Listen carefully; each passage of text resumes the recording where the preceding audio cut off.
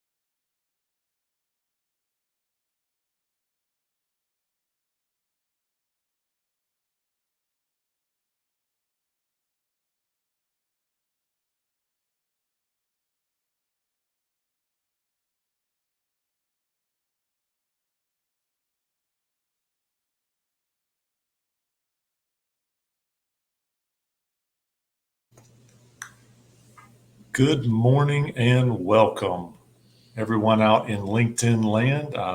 Assuming you can all hear us, and Sean and I are glad you're here today. Couple of quick announcements. First of all, welcome. Welcome everyone to this month's CEO workshop, Sales Compensations That Can Hurt Revenue. I'm Kevin Lawson, your host. Sean will be our presenter for the day, and we're glad you're here. Quick notes about today's event. Since this is LinkedIn Live, you can watch it live or you can pick it up later if you have to leave and come back. So we welcome viewing in either way. For those of you who are live viewing, the interactive chat tool is the best way to ask questions, interact, and gain additional insights about your business and the content during this hour. I'll moderate for Sean and interject your questions as I'm monitoring all the questions in the chat. And we've also allowed some Q&A time at the end of the session. Thanks again for your time, and let's get started. Sean, the floor is yours. Thank you very much, Kevin. So I just want to do a little bit of additional point of order to everybody. There is a storm coming through. I live in Mason, Ohio, which is a suburb of Ohio. There's a storm coming through. It just flashed lightning out there. If I lose power, I'm still okay. Just believe me, I'm okay. And Kevin, you're just gonna have to wing it from that point on. So, but I hopefully everything's okay and nothing happens with the storm. But there is a storm out there. Welcome to Cincinnati in the summer, right? So, thank you very much for taking the time to do this. I'm going to do a little bit of sharing my screen here just to make sure everything works.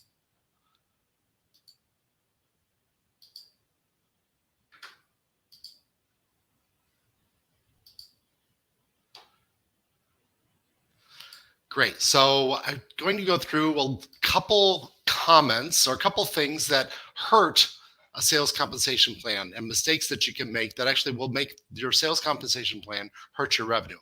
Actually, when I was writing this out, I started with 3, and then I came to 5, and then I got to 7 that I really want to talk about. So I'm going to make this quick and easy, and we're just going to go right through those 7 really fast. So the 7 biggest mistakes, and then we'll talk about how to fix them. So the 7 biggest mistakes. The first mistake is not gaining support and buy-in from your plan.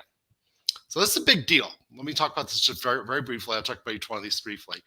So not getting support and buy-in is you created this plan kind of in a vacuum. You created it in your office and you didn't actually share with other people in your organization, with maybe your CFO or whatever, ideas about it. So you didn't gain that support, but also maybe you didn't gain the support from your VP of sales. Maybe you didn't get support with some of your key salespeople in your organization.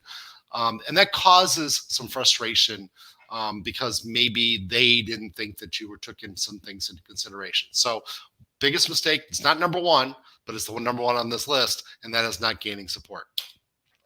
The second one that happens a lot of times that I see is you emphasize activities that lead to bad behavior. Now, a lot of times you don't actually know that you did this. The salespeople pick on it pretty quick. They're not likely to tell you that you did this because they know how to take advantage of these bad sales plans and use them to your advantage. What really happens is like on month 9 or month 10 of the year, you start realizing that, wait a second, I'm paying for things that actually don't contribute to my bottom line, the bottom line of the company. And that's not a good thing. So this is a big issue. And this is just because you don't write sales plans as often as Kevin and I do. So this will be my first plug for Kevin and I. We actually do this for a living. So we'll come in and we can help you write your own sales plan. Both of us have a product or a package that we can deliver that will help you solve this problem. So that'll be my first plug. And it probably won't be my last. Number 3 on my list is your plan. Your plan is stagnant. So what do I mean by this? Now, I'm not saying that you should change your sales plan, your compensation plan 3 times a year. That's not what I'm saying at all. What I'm saying is you've had a plan that you've had for 4 or 5 years. And I'm sure you all realize that there's been a lot of changes to the business economy in the last 4 or 5 years. We've had a pandemic, right? So nobody has known how to go through a pandemic that's running a company today. So we all had to go through that for the first time. So perhaps what you are using before the pandemic doesn't really work today after the pandemic. And let's just say we're after. We won't get into that argument. But so your plan is stagnant. It hasn't been touched in a while. You do the same thing over and over again. It may not be fitting your needs of your company. And your company has probably evolved in the last 4 or 5 years as well. Number 4 on our list is poor plan communication. Now, you might say that's the same as number 1, but I was really intending something differently. Number 4, poor plan communication means your salespeople don't understand what you're trying to accomplish. So the first one is you didn't get buy-in from some of the key leaders in the organization. But the number 4 is all about you didn't you didn't go ahead and communicate that well to your organization. They're confused. They're not sure what's going on. So just want to make sure that there's a difference there. Number 5, not having a clear link between individual and company performance. This is a little bit what happens to number 2 as well. And that is not having a clear link between the individual and the company performance basically means your individuals did really well and your company didn't, or your company is doing really well, but none of your salespeople are making plan. And that's a problem. They will get frustrated. You will get frustrated if it's the other way around. So we need to make sure that there's a really good connection between what makes the company money and what you're paying your salespeople for. Number 6, lacking a balance between salary and variable sales compensation. Now I have a whole slide on this one, so I'm not going to talk much about it right now. I'm just going to say you need to have a balance. You need to think about that process of what is salary or base and what is variable. And variable means something that changes with revenue. I'm going to talk about a whole slide, actually a couple slides. We're going to talk about this issue because it's a big issue. And now the worst one, number 7, is easily the worst one. Guaranteed to mess up your company almost more than any other thing that you do. And that is you didn't keep your word. So here's the reality. You wrote a bad sales plan and somebody blew out their number. Somebody got paid a lot more than you intended them to do it. So you make a month 9, month 10 decision that, Joe, I'm not going to pay you for that deal. That was a great deal. It's going to change this company. We're going to go in a different direction because of that deal. It's just a fantastic deal, but it's too much money. And I'm not going to have my sales guy get paid more than I get paid if I'm the CEO. That's a mistake. And I'm going to tell you right now that when people do this, and Kevin and I can talk about time and time and time again, if you catch us one-on-one, especially if you catch us one-on-one over a beer, when we have seen this happen and we have seen incredible downsides from it. Salespeople quit. You get a reputation in the industry as being somebody that didn't keep your word. It is almost a company-ending mistake in some cases, right? So I'm not going to say your company will go out of business because you didn't keep your word, but I've seen people take a massive hit in their revenue simply because of this one issue. So those are the things you want to avoid. So these are the 7 things. Now let's talk about how do you build a great plan and how do you really make this work? So let's go through and talk about some of the big issues that you have to do. But first of all, I want to make sure everybody has the same terminology that I'll be using over and over again in this presentation. So base pay, that's your salary. That's what they're getting paid, regardless of how much revenue comes in. That's what they're getting paid. Base pay is what a salesperson makes regardless of revenue. Variable pay, what the salesperson makes due to revenue production or due to activities, right? So that's what changes. That could be 0 if he completely blows it, or it can be some number higher than 0 if he does really well. You take those 2 together, base pay plus variable pay, and you take variable pay at the end of the year, at 100% of quota, not a penny more, not a penny less, but 100% of quota. You combine those together, and this is what we call on-target earnings, OTE. And you will see this advertised when you're trying to hire a salesperson. When you go to a recruiter, they're going to ask you, what do you expect the OTE is for this position? So you just need to know that terminology. It's base pay plus variable pay at 100% of quota.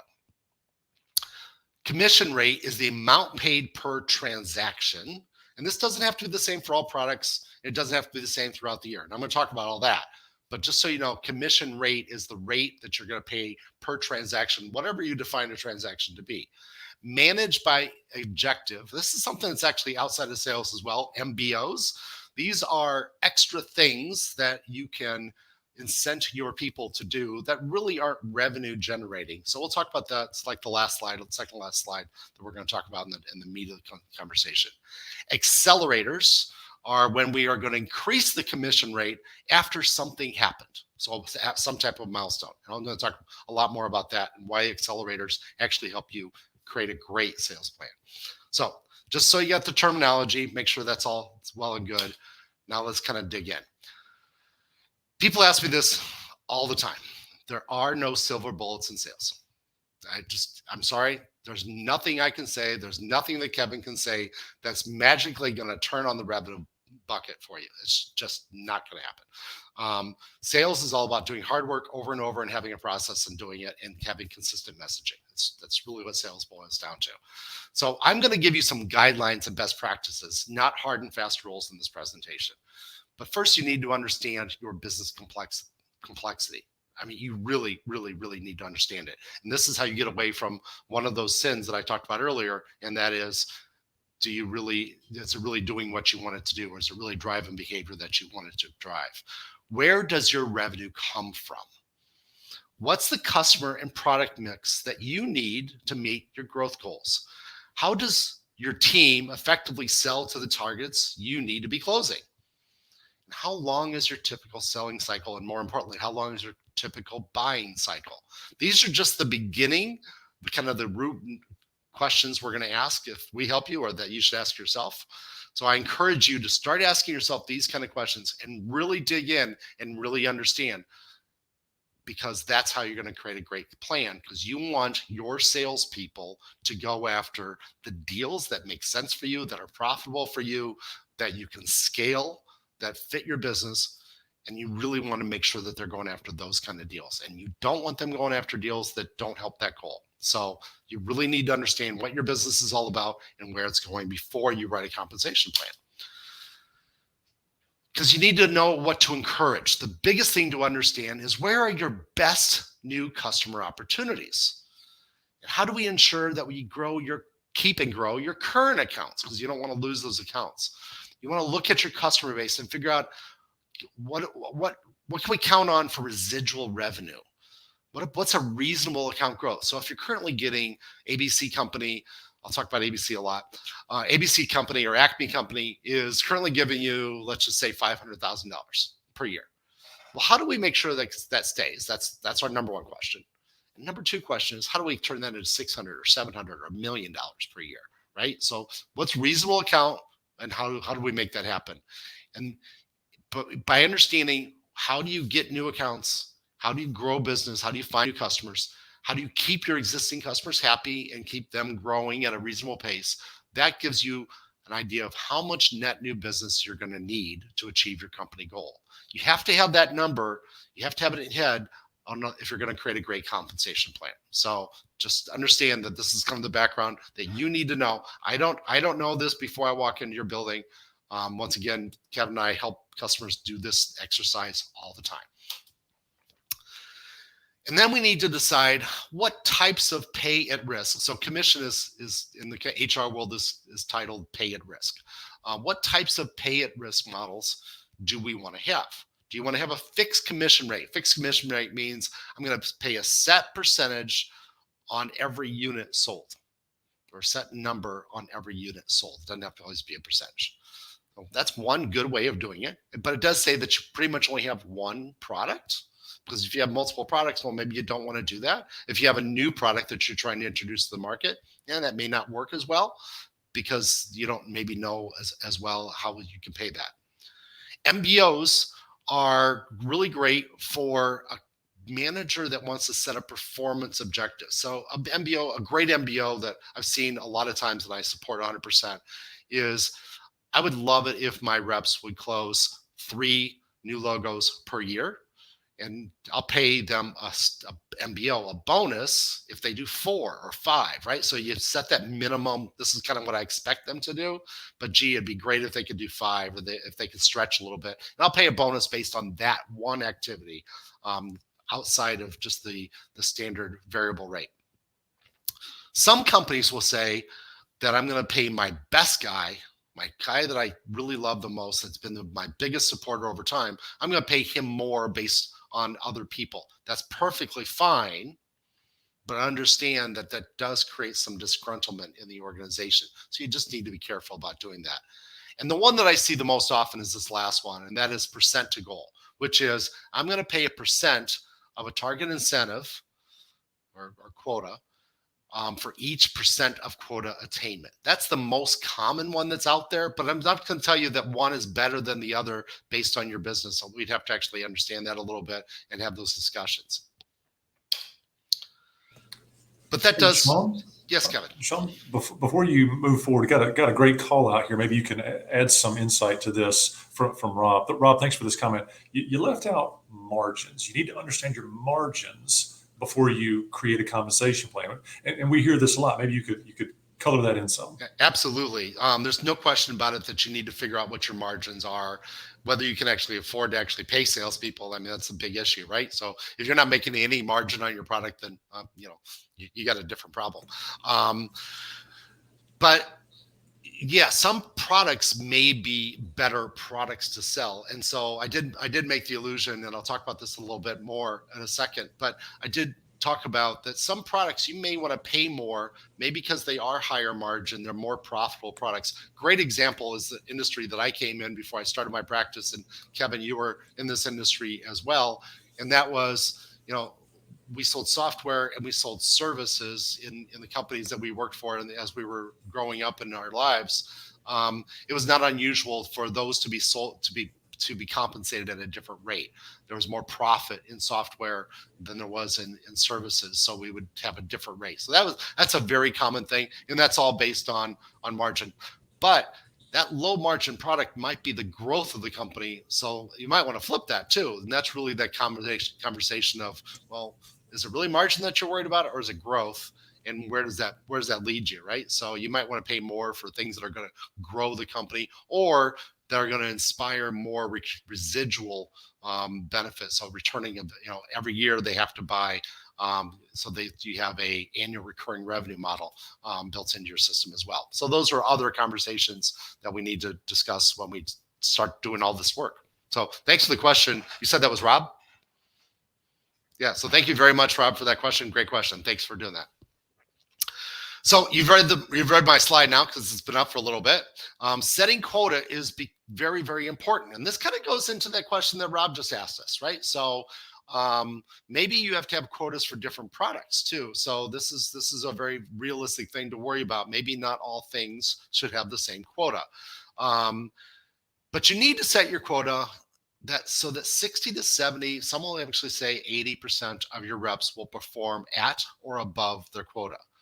You really don't want to have a compensation system that nobody can hit the OTE or on target earnings. You really need to think about, how do I make this grow? So when you're having those questions internally, you're going to say, well, what are the quotas for each component? And this is for that multi-product kind of scenario. Do I have to have different quotas for each one? That's fine.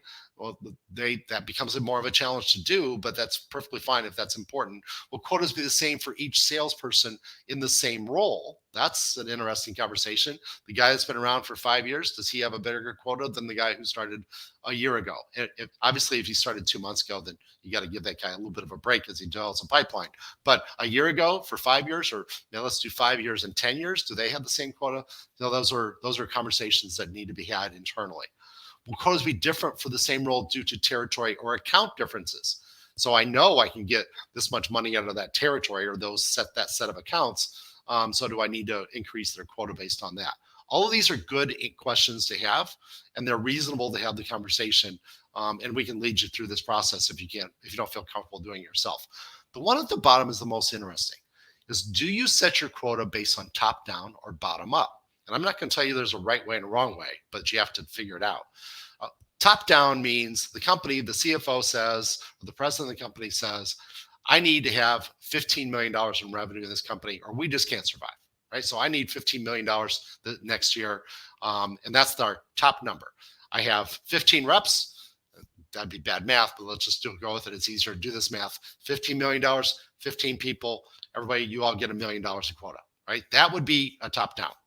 Bottom up is, I think a salesperson in my industry can do $2 million in revenue without stretching at all, right? It's very reasonable that they can do two.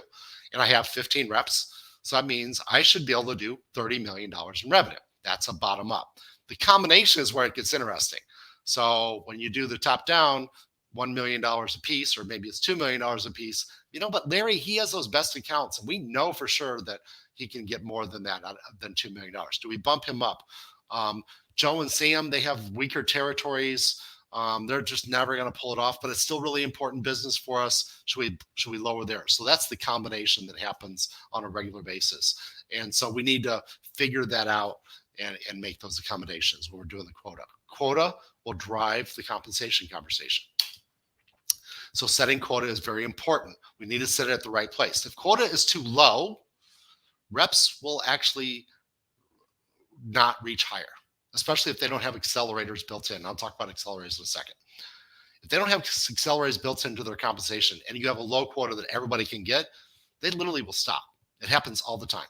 If they don't think that they can go higher, then they just aren't stretching enough. So you need to have quota high enough that it's actually a little bit of a challenge. However, if it's too high, then they might quit, and that's bad, right? And this is the age of resignation, or the whatever we're calling this now. This is the time when people say, "Gee, I don't want to work here anymore." So you got to be careful about which way you're gonna push your quotas, right? So, and be realistic about that. The rep has to figure out, is it enough benefit to go after that deal? And you have to figure out, do I want them to go after that deal? Because maybe that deal just is not the right kind of deal for this company. Guiding principles. Yes. Hey, Sean, I got a question from the private chat here. And here's the question.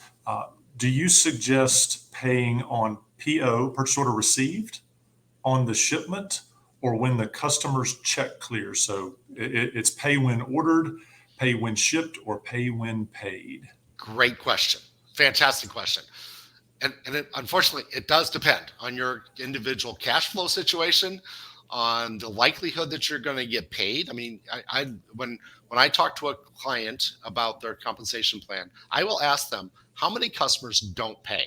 I mean, what's your bad debt, right? Because we got to factor that in. Now, if you paid a salesperson and the customer doesn't pay, you have every right as a CEO, CFO of that company to it's called clawback, to claw back that commission that you just paid. You have all the rights in the world to do that. You should do that. It should be built in your comp plan.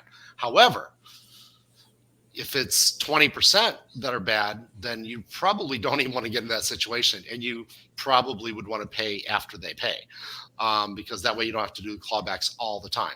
Clawbacks become a challenge. They're frustrating to do. The sales guys don't like them. So you kind of have to build that in. But if you have a 1% or 0.5% bad debt, maybe you can take that risk. The other thing is how long does it take from the purchase order to the time when you ship? If you get a purchase order and you build really complicated machinery that takes you 9 months to build it, well, then you have a problem of okay, I closed the deal and I don't get paid for 9 months. That's a bit of a problem, and you're going to have some reconciliation with the sales rep on how to make that right and how to make sure that they don't starve to death, literally, and can't keep their kids in school. So that's a great question. It does depend on your situation, your financial situation, your bank account. Might depend on your banker about how you do all those things. But that's a great question. Thank you very much, or whoever asked that question. So, and as guiding principles go, most of the variable pay should be based on individual achievement. You need to think about a team goal only in this case when it really is that all the members of the team kind of contributed to the deal. So you need to be very careful about sharing credit between deals, especially if the salesperson did most of the work on one deal and didn't do any work on another deal. You need to be careful of how you pull that off and how you work that. The reason I say that is you will get this concept of some people call it socialism, where literally the problem is I don't want to work hard because Joe's not working hard, and Joe can't sell his way out of a wet paper bag. I don't know why you can't fire him, but you can't. He's a brother-in-law of you, so that maybe that's why. And therefore, I'm not going to sell as hard because Joe's not pulling his weight, and all of my revenue is going to Joe, and Joe's not giving me any of his revenue, right? He's not working hard. I'm busting my butt, and I need you to. I don't like that, right? So that happens all the time when you start sharing revenue too much. Team bonuses do work good though for contests, right? Who can sell the most of X this next month, or this next quarter, or next year? That's great. Let's give them a reward. Let's give them some accolades. They work really good with MBOs and doing that. This team landed 18 new logos. Great. We're going to give everybody a bonus based on that, right? Because it exceeded 15, which is our goal, or whatever, right? So those are good things to have in the comp plan. Just got to be careful about sharing too much on individual deals. Another concept that you have to get straight is the company is less than the sum of the parts. Now, this is the only time that you'll ever hear this kind of strategy. And that is, you typically say that because we're all working together, we're all part of the company. Individually, we're good, but together we're great. You'll hear that all the time. I'm not a rah-rah guy. I'm not going to give you that. I'm going to actually tell you the other way around. The company needs to have a higher ability, an easier ability to make its number than all of the individual people. What you don't want to have happen is every salesperson made their number. Every salesperson got a big pat on the back for making their number, but the company didn't make its number. In fact, the company lost money because we didn't make enough revenue, and we had to lay people off. That's not a good situation. You don't want to be in that situation. You're upside down at that point. So you need to build in a buffer between the sum of the quotas. So if you have 15 salespeople, $2 million per salesperson on average, $30 million that you've given out to the sales team, the company goal has to be less than $30 million in that situation. Maybe it's $28 million, 10%, right? So you need to be a little bit less. The company needs to be a little less than the sum of all of the quotas for the individual teams. And that's a really good standard to have. 5 to 10% is typically adequate for most companies. I said I was going to talk about this, and now I'm going to dig into it a little bit. The balance between salary and variable sales compensation. Very, very important conversation. And I'm not going to tell you that they all are right or they're all wrong. I did highlight one that is the best for most, not all, most situations. But let's talk about the extremes first.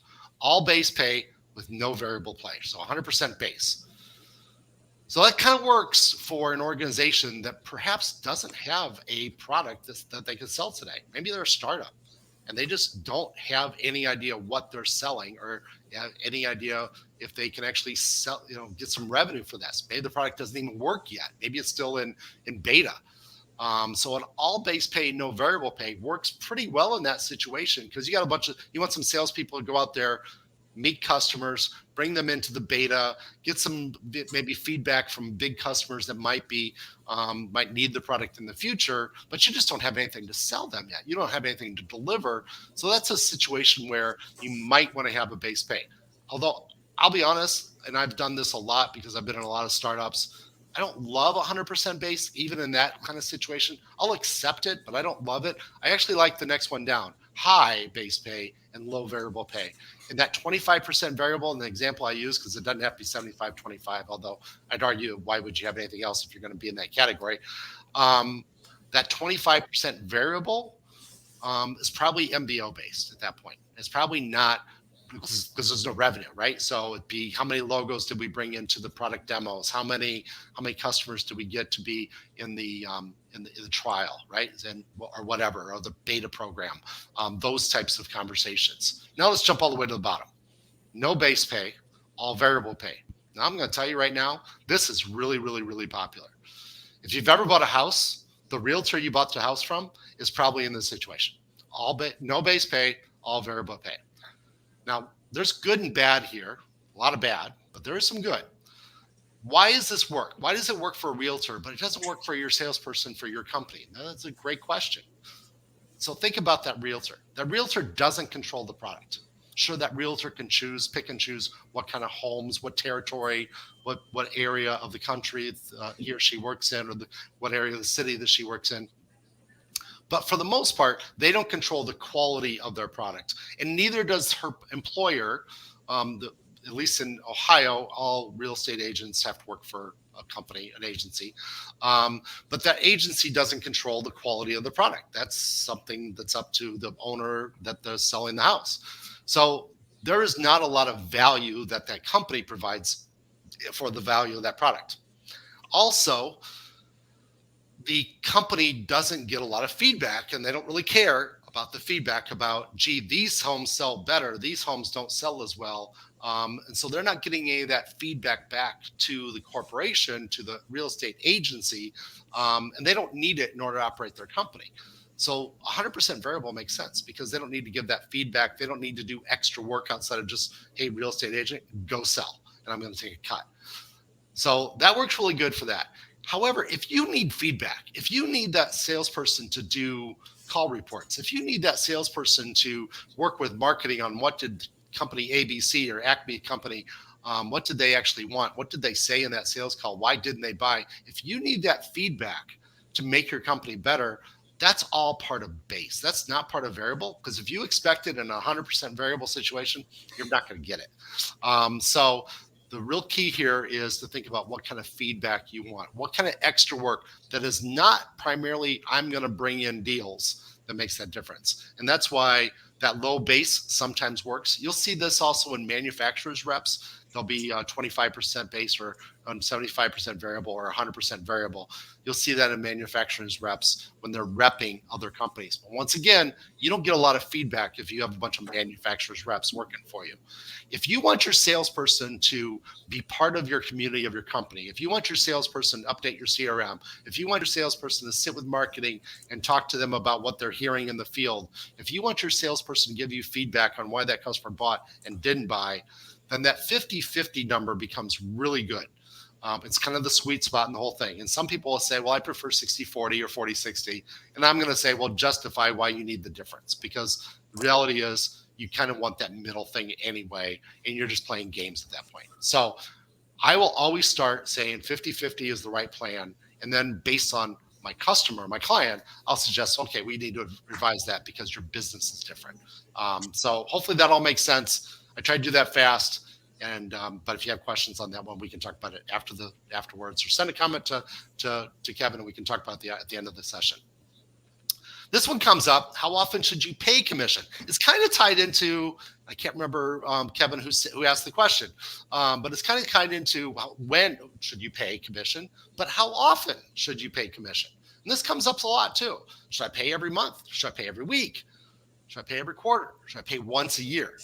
So I have some just high-level advice on this area that I think is important, and that is a timely payout helps ensure proper cash flow. Let me explain this. Let me go all the way to the bottom, that bottom bullet.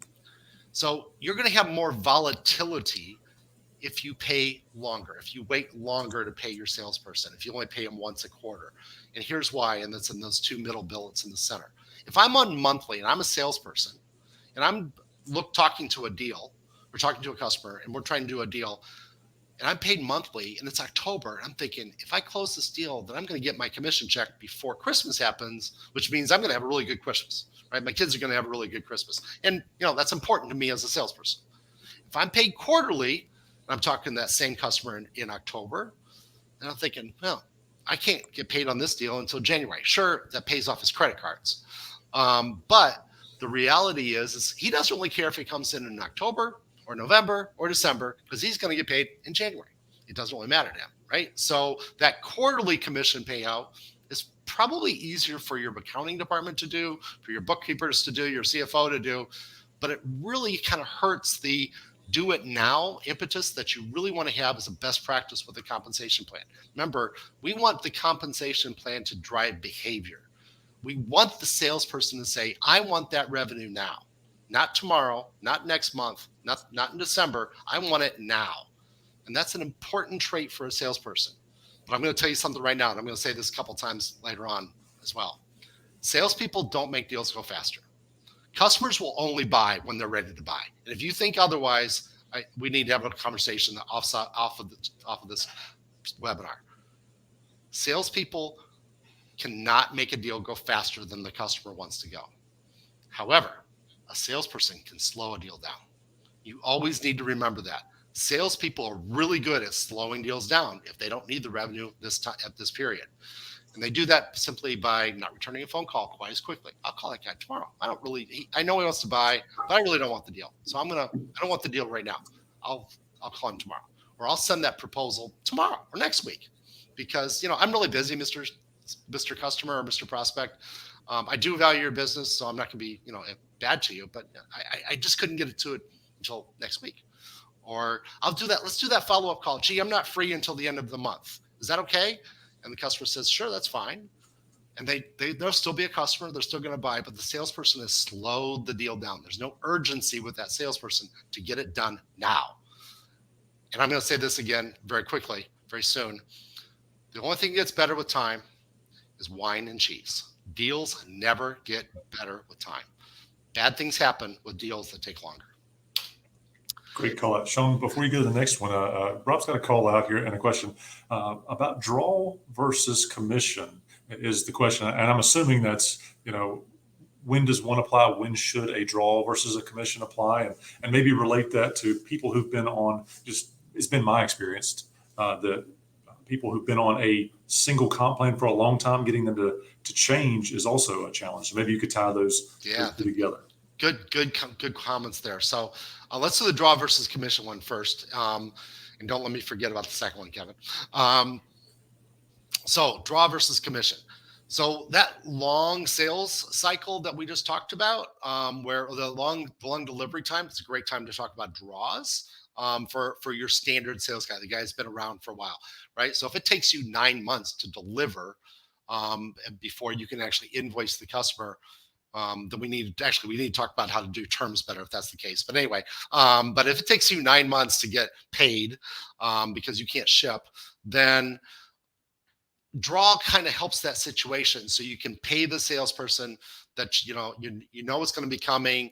And a draw, just so everybody understands the terminology, I probably should have done this first. A draw basically says, I'm going to pay you in advance, and if it doesn't happen, I'm going to take that money back. Right? So you're going to have to pay me back in some way. There's a variety of ways to do that. So it's kind of like that clawback, except that it's built in your comp plan. So draws work really good in that situation. They also work really good with the new salesperson, right? So new salesperson, hot shot, you stole him from a competitor, or maybe you didn't steal him from a competitor, but he's a really good salesperson. He's used to making, and I'm just going to make up numbers here right now, he's used to making $150,000, right? That's what he made at his old company. And let's just say, just for the sake of argument, that your comp plan is target is $150,000 as well, 75. So he's going to get 75 base, but he's used to making 150, and he has made 150 on a regular basis. So that kind of financially hurts him, and his pipeline maybe isn't all that well developed. You're not giving him accounts, and maybe you should rearrange. That's a different conversation as well. But you're not giving him any accounts that he can immediately close and kind of live off the variable revenue from those accounts. In that case, you're like you're putting a little bit of money at risk. He's putting a little money at risk as well, and you're giving him a draw. Great use of getting somebody on board, keeping them comfortable, making sure they can pay their bills, making sure the spouse doesn't get mad at them, making sure the kids can still go to college, all those kind of things that are important to all of us as we go through our lives. But at the same time, you are not just gifting them the money. It's not base. It's separate from that, so that it can go away over time. Great tool, great for bringing people in. It's also great for that long payment cycle that you might be stuck with. And your second question, Kevin, I believe had something to do with, actually, why don't you just repeat your question if you could? Yeah, it's about change management and managing a compensation plan, a new compensation plan, when the sales team and staff has been on an existing plan for a very long time. So it's a change management question. Yeah, right. Which goes back to that very first mistake. You took my advice and you said, okay, one of the 7 mistakes that you can make is to have a plan that's been around for a long time, hasn't been touched. You looked at it, you found out, wow, this plan is not doing what I need it to do. So you put a new plan. That's a transition. Salespeople get scared. Scared salespeople are bad salespeople. Always the case. So you might want to do a draw in that situation. You might want to do a buffer plan in that situation that keeps them whole and keeps them going into the new compensation plan where they can make hopefully more money, but maybe not as quickly. Maybe they see a gap in that because now you're emphasizing new things.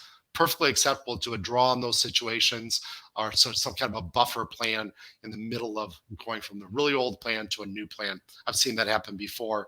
The best advice there is just don't have that really old plan that's not doing what you need it to do, and really think about what your plan needs to do. But that may not be where you're at today. So we talked about this whole idea before of what happens when you get to 100% of quota. This one is one that is kind of contentious because this is the one where people say you broke your word. And that is, caps are bad and they probably cost you money. The reality is, and I'm going to actually give some examples in a second here, but the reality is that the more you sell, the more you should get paid. And you shouldn't be in a situation where all of a sudden I don't get paid anymore. And you can see this happen. And I have instance after instance. I can tell you stories, especially if we do a one-on-one together, where literally the salesperson was capped at 120% or 140% of their number, and they weren't going to get paid anything after that point. Or maybe they were going to get paid, all the accelerators are going to go away. We're going to talk about accelerators in a second. All of those things are bad because what really happens is the salesperson slows down the deal. They're not going to intentionally lose the deal, right? They won't. They're going to slow down the deal because they're going to say, I make more money if that deal closes next year than if it closes this year or next quarter, next month, whatever that cliff is that you built. You never want that to be the situation. Deals don't get better with time. So caps are a way of saying, I don't care that it's better for you to have that deal this year or next year. I, as the owner of the company, want that deal next year. If that's what you really want, then put a cap in place. But most CEOs, most presidents, most CFOs, they're not going to say, I want that deal next year. No, I want that deal this year. Deals don't get better with time. Only wine and cheese get better with time. And this drives the conversation to accelerators. Accelerators drive top performance. Now, what's an accelerator? I want to make sure everybody's got this on their head. An accelerator is I got paid more because I was bringing in more revenue. I got paid more because I broke through a milestone, and now I'm going to get paid at a higher rate. I'm going to give you some examples of how this works. Often, a sales rep will slow down once they cannot make extra money. Once again, they can do this. It's easy to do. I've been a sales guy for a long, long time. I know every trick in the book. They would rather have that deal happen next quarter if they don't get paid extra, if that's the case. And it's just a fact of life. And we have to avoid that.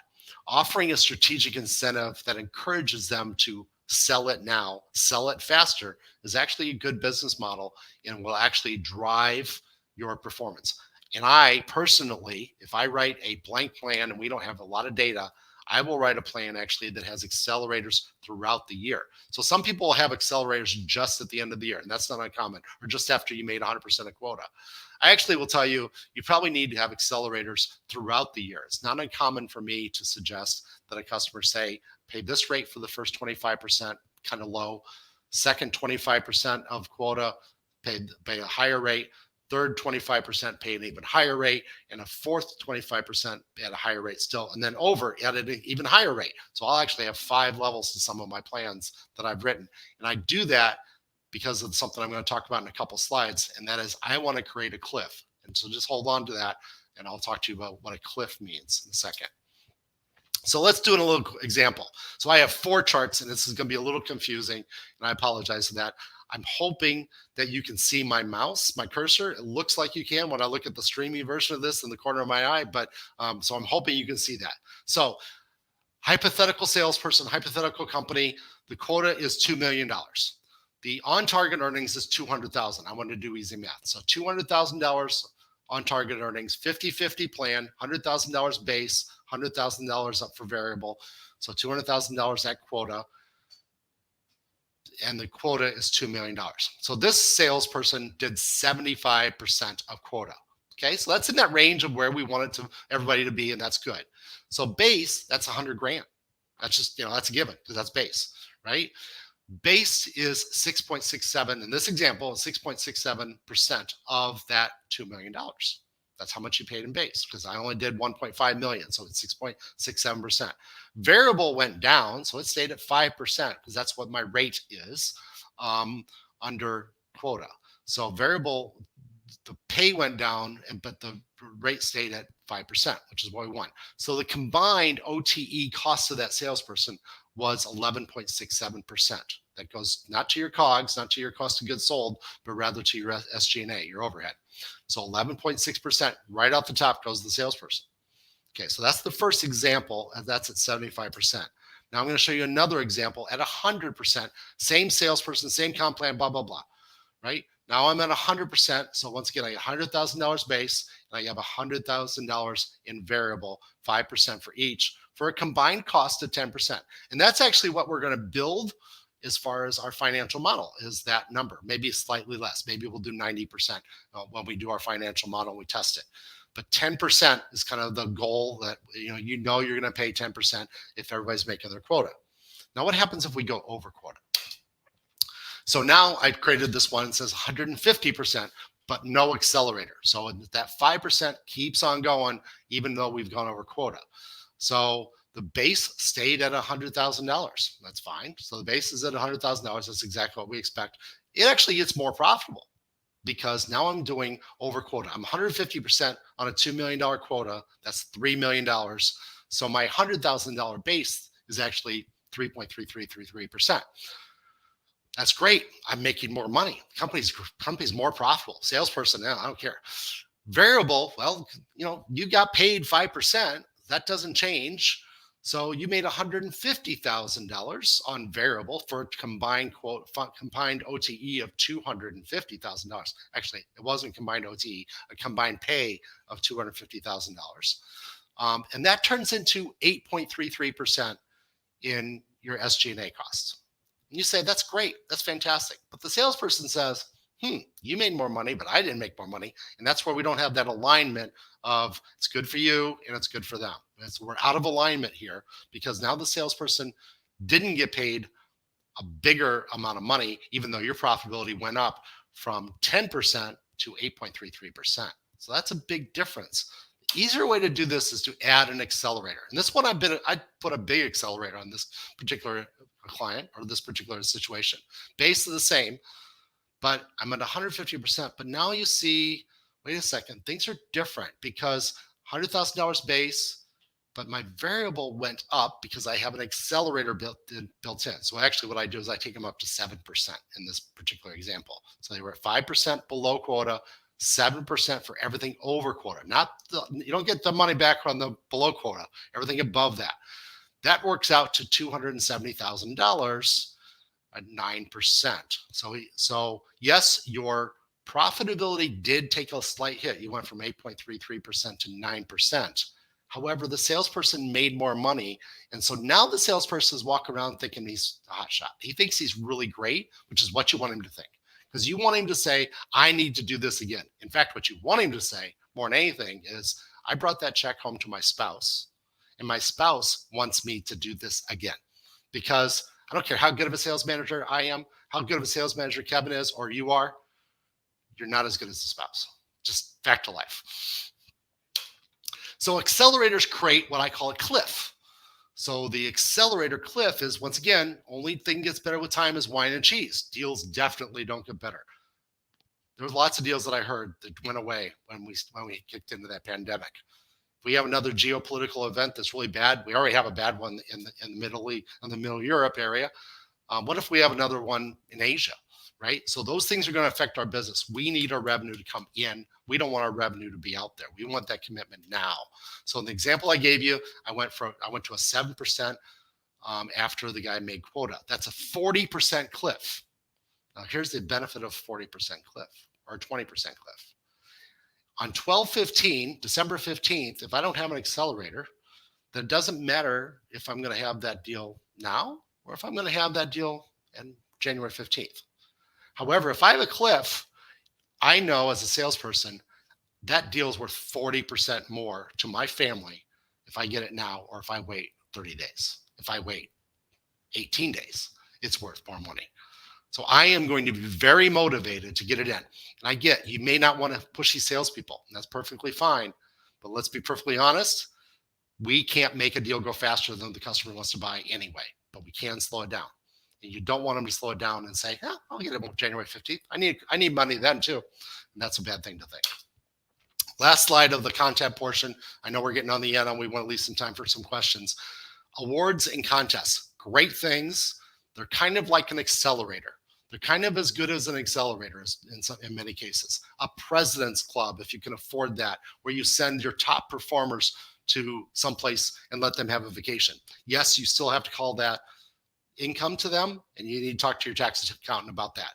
But it's a great way to incent good behavior. You made your number. We recognize that you made your number. You helped build a company, and it kind of forces everybody else to say, I want that trip next year as well. And that's an important thing.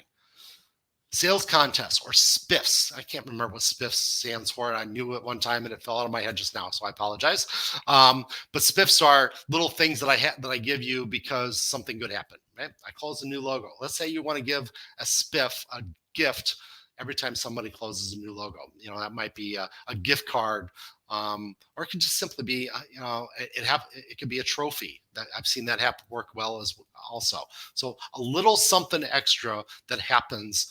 Those things helps create a better environment, and it creates a faster growing sales force that helps your revenue. So a little bit about me. I've done a lot of talking. So a little bit about me. I'm the CEO of a company called New Sales Expert. After flying the world, working for big companies, I decided I didn't want to do that anymore. And I decided that what I really want to do is use my skills that I developed to help small companies be as good as these big companies, where they have these great programs, that have these great leaders that show them how to build bigger companies. So that's what I do. I help you build a bigger company, be a more profitable company. Some of my successes are written there. We're running close on time. I'm just going to let you read them. But that's kind of what I do. Kevin, who is my host here today, and Kevin, you need new pictures because you got that beard going and you don't have a beard on your picture. So, but Kevin is the CEO of Lighthouse Sales Advisors, kind of the same kind of company that we are. We're friends. We do these together on a regular basis every month. So please sign up for these if you would like to. Kevin's had some amazing success in starting Lighthouse Sales Advisors, including doubling the annual sales for a professional services organization. So if you're a professional services organization and you want to go faster, talk to Kevin. He knows a lot about that world and he can help you out. So there's a little bit about Kevin. You can reach out to us on LinkedIn and everything else. We also want you to come back. We do these almost every month. In fact, I was just talking that maybe we should just lock in, the third Thursday of every month or whatever. We haven't done that yet, but we probably should do that. But Thursday, August 18th, mark your calendars at 11:30 this time, not 11. We're going to do another CEO workshop. And when we say CEO workshop, we mean those that affect CEOs as well. So you don't have to be a CEO to come. But another CEO workshop, how mid-year sales reviews accelerate growth. The first thing you're going to say is, wait a second, it's July and that's August. I'm way past mid-year. It's not too late. It's not too late to do that great sales review to accelerate growth. I literally was just doing a sales review with one of my clients' salespeople right before this meeting. And we identified 7 things that he needed to do right away in order to make the year better for him.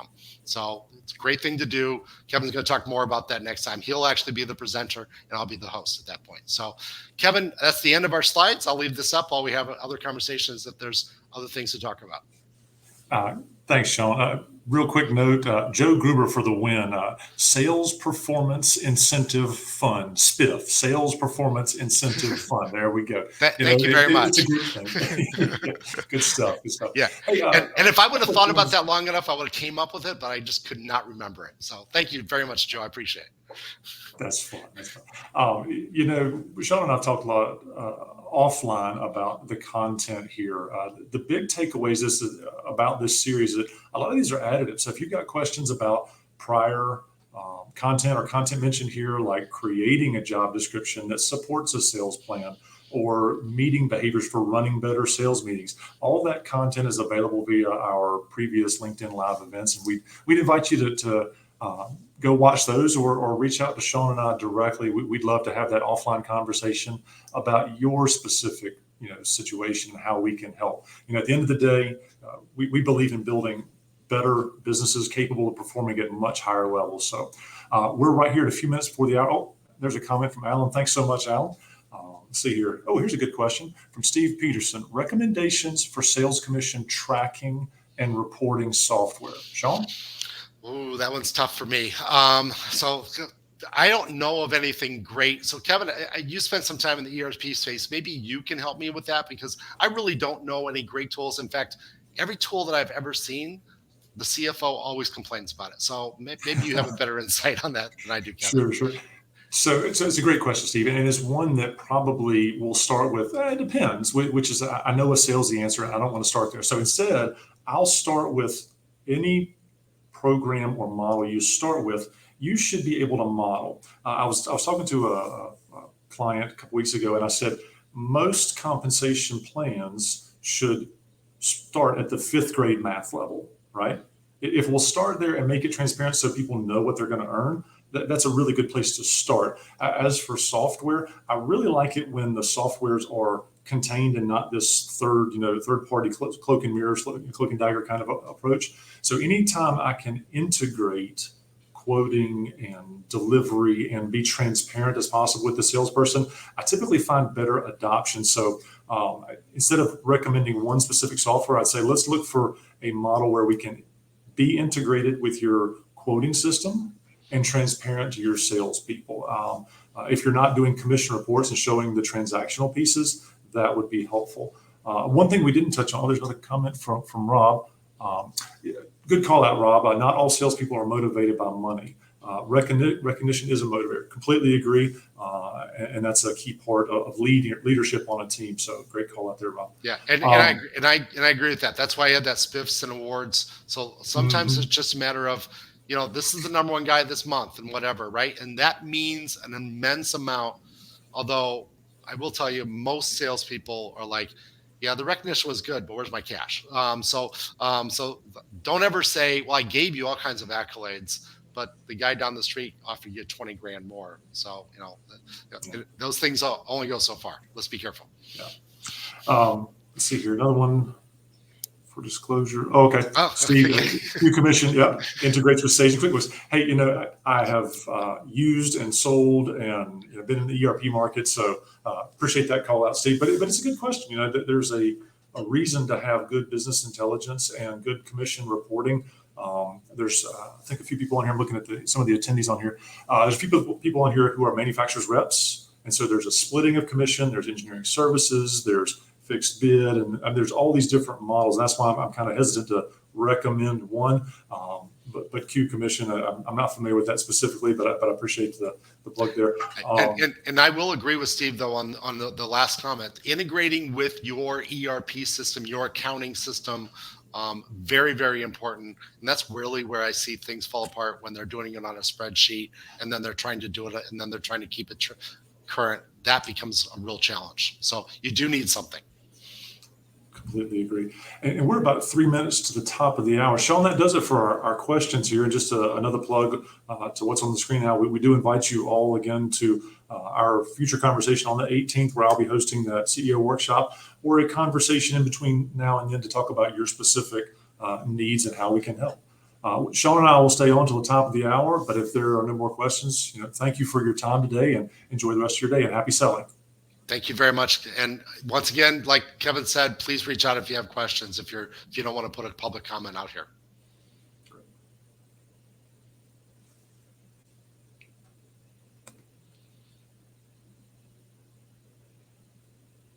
It looks like that may be the end of the question. So Sean, we can probably go ahead and adjourn here. Okay. Thanks again. Have a great day. Thank you very much. I will stop the whole thing. Thank you. Be well.